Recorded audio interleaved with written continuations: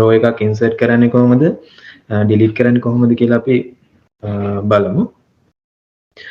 එතකොට අපි දන්නවා අපිට normally මෙතනට ගිහිල්ලා click කරලා insert delete කරන්න පුළුවන්. මම ඒක අපි හැමෝම දන්න නිසා මම shortcut key එක විතරක් ඔයගොල්ලන්ට කියා දෙන්නම්. එතකොට අපි හිතමු මෙතන මේ Francis කියන කෙනා ගාවින් අපිට row එකක් add කරගන්න ඕන. එතකොට අපි කරන්නේ එතෙන්ට ගිහිල්ලා අපි ඉස්සෙල්ලාම කියන්නේ මේ අදාළ row එක select කරගන්න ඕනේ. ඒකට කරන්න ඕනේ shift එකයි space එකයි ඔබන්න ඕන. මම මෙතන යටින් දාලා තියෙන shift එකයි space එකයි. ඒතර shift එකයි space එක තමයි අදාළ row එක select වෙනවා. ඊට පස්සේ අපිට insert කරන්න insert කරද්දී අපිට තියෙන්නේ control එකයි shift එකයි plus mark එක. එතකොට මෙතන මේ shift එක ගහන්නේ plus mark එක තියෙන්නේ අර secondary key එකක් විදිහට තමයි අපේ keyboard එකේ තියෙන්නේ. ඒ හින්දා තමයි අපිට shift එක ගහන්න ඕනේ. එතකොට control එකයි shift එකයි plus mark එකයි ගහුවට පස්සේ මේ විදිහට මේ row එකක් add වෙනවා.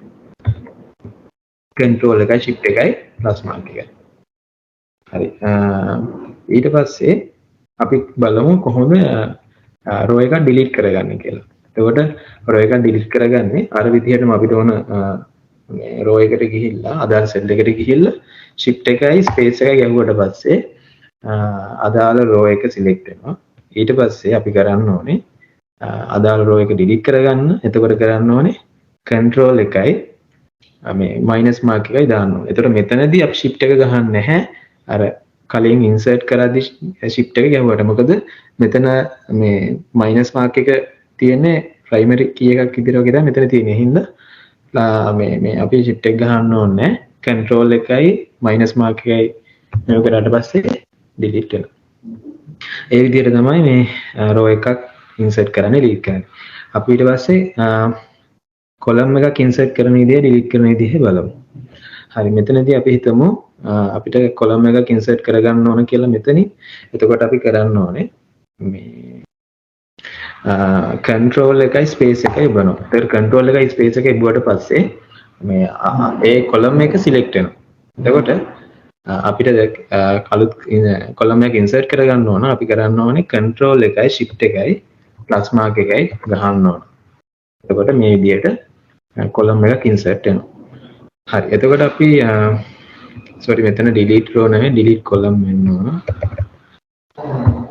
අපි දැන් column එකක් delete කරගන්න නම් එතකොට අපි අර විදිහට අදාළ column එකේ cell එකකට ගිහිල්ලා control එකයි space එකයි ඔබනවා. එතකොට අදාළ column එක select වෙනවා. ඊට පස්සේ අපි අයින් කරගන්න ඕන නිසා control එකයි minus mark එකයි දැම්මට පස්සේ මේ විදිහට delete වෙනවා. ඒ විදිහට තමයි එතකොට මේ insert කරන්නේ delete කරන්නයි column එකකුයි row එකකුයි. ඊට පස්සේ අපි බලමු මෙතන auto sum. හරි අපි auto sum මෙතන ඔයගොල්ලන් පේනවා auto sum. ඒතර auto sum අපි මෙතන ගිහිල්ලා සාමාන්‍යයෙන් මෙතන function මෙතන මේක click කරලා මේ total එක ගන්න අපි හදන්නේ. මම ඒක අපි හැමෝම දන්න නිසා shortcut key එකක් කියා දෙන්න. alt එකයි equal mark එකයි ගැහුවට පස්සේ අපිට අර විදිහට මේ auto sum එක click කර කර ඉන්න ඕනේ නැහැ. නිකම්ම අපිට මේ එක මේ ගන්න පුළුවන්. ආයි කියන්නම් alt එකයි equal mark එකයි. වට මේ total එක කෙලින්ම ගන්න පුළුවන්. ඒ හින්දා මේක practice කරන්න මේක පුරුදු වුණා නම් අපිට මේ අතන අර click කර කර ඉන්න ඕනේ නැහැ.